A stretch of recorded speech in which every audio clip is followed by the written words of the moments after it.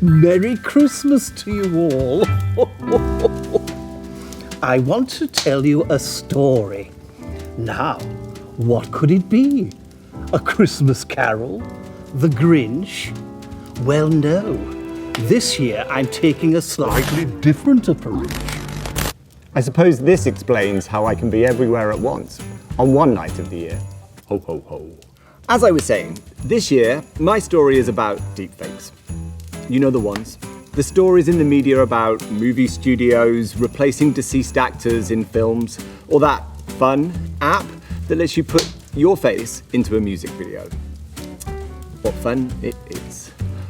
But the fun stops when that same technology is used by criminals to steal someone's identity while trying to conceal their own. So let's make sure we're all on the same page. What are deepfakes? Well, it's the using of technology to place one identity over another to transform it. As I mentioned, it can be used for fun, but the internet is a shady place. And for many reasons, there are people out there who want to use another identity. Those reasons, more often than not, are not good.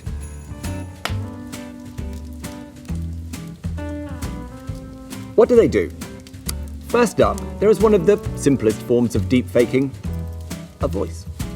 It makes us all vulnerable to fraud. Your phone goes, and you answer, and there's a voice you've never heard asking for private information. But your mum, your dad, or a loved one calls and spins a yarn about needing something from you, and in most cases, you probably hand the information over. The opportunities here are endless, from obtaining individual bank details to a CEO asking for a business-changing decision or an action to be made quickly by an employee. It can do huge amounts of damage, and that's just with audio.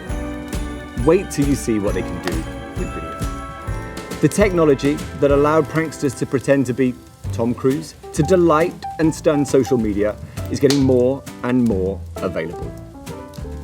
And now, let's call it the sophisticated older brother of that tech, is now being used for dangerous means. In short, the facial technology that was thought to be the key to eradicating ID fraud during onboarding and other transactions might well be less foolproof than we thought. Imagine, someone who looks and sounds like you appears on a video to confirm that it's you. The possibilities are horrifying, including swindling your grandma into transferring money to a criminal. Oh, actually, sorry. I should have probably warned you that this Christmas tale was going to be a lot scarier than that third ghost that visits Scrooge. There is also deepfake spoofing. Why would you pay for a celebrity endorsement from a trusted, famous person when you can just become them and use their reputation to pull people into your scam? So, how are you going to beat deepfakes? Well, I'm not going to lie to you. It's tough. Users will have to get better at not taking people on face value and engaging more.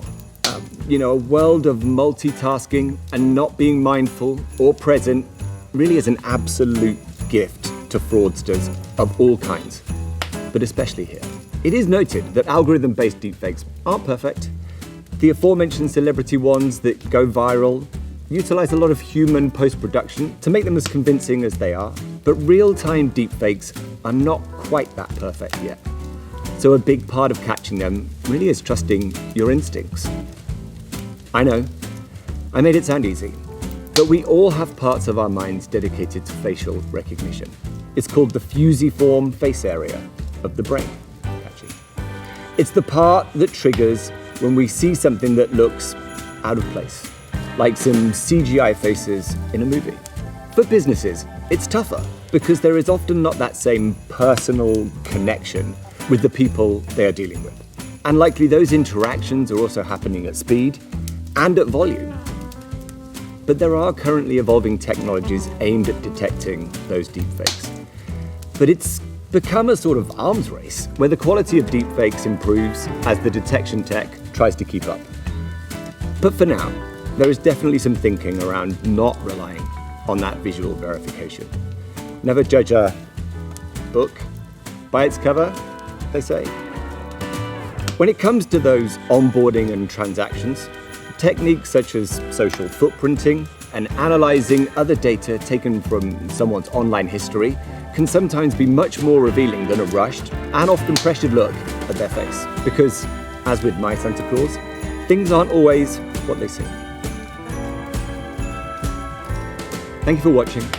Have a very, very Merry Christmas from myself and everyone here at SEON. Cheers.